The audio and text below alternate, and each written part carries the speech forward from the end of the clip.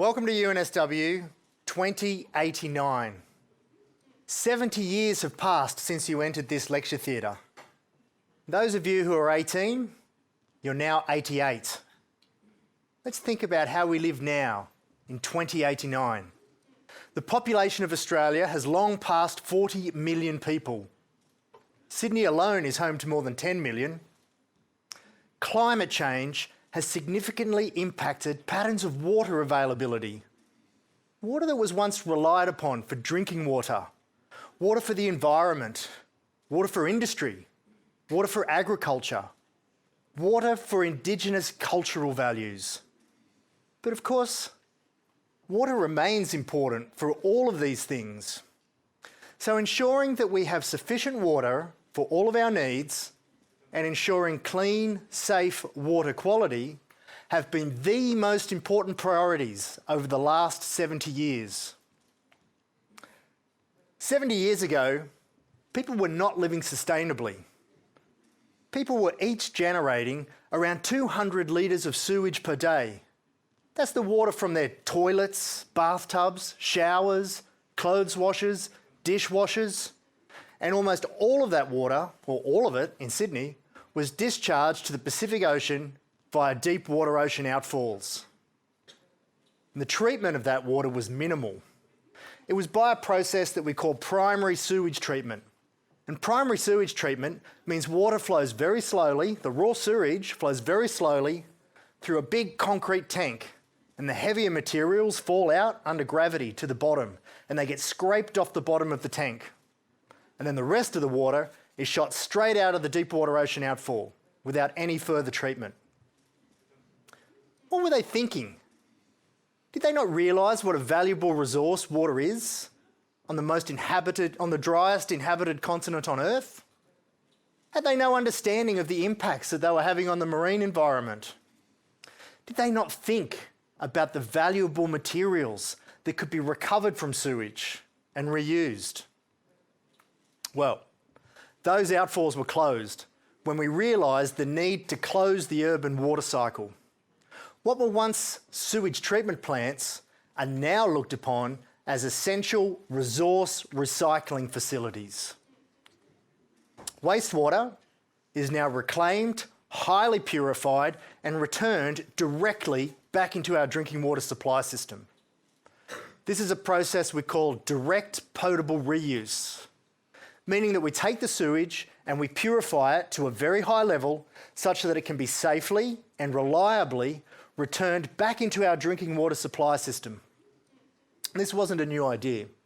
The city of Windhoek in Namibia had been doing it since 1968, but it took a long time for Australian cities to catch on.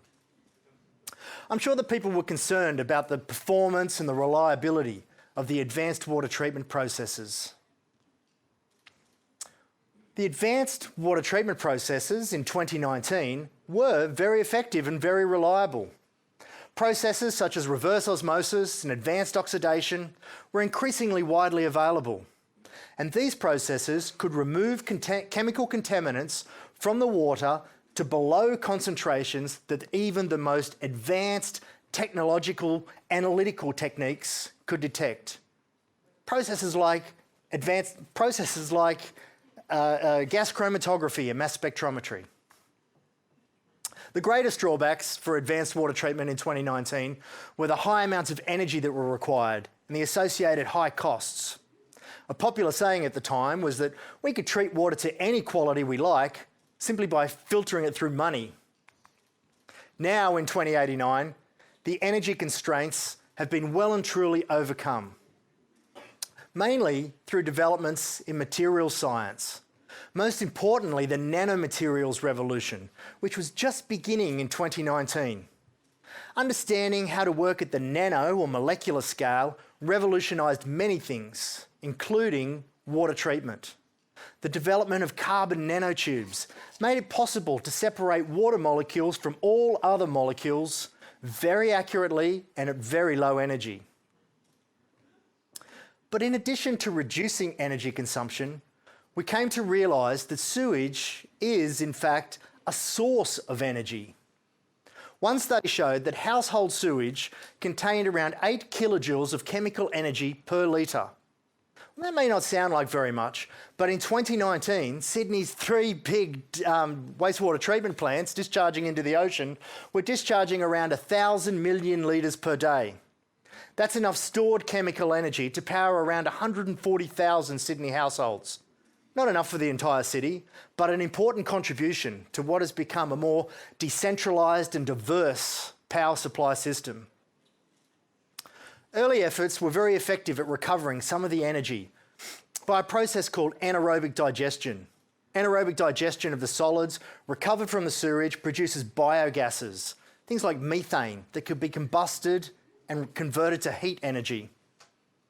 But there are other ways to recover energy from sewage.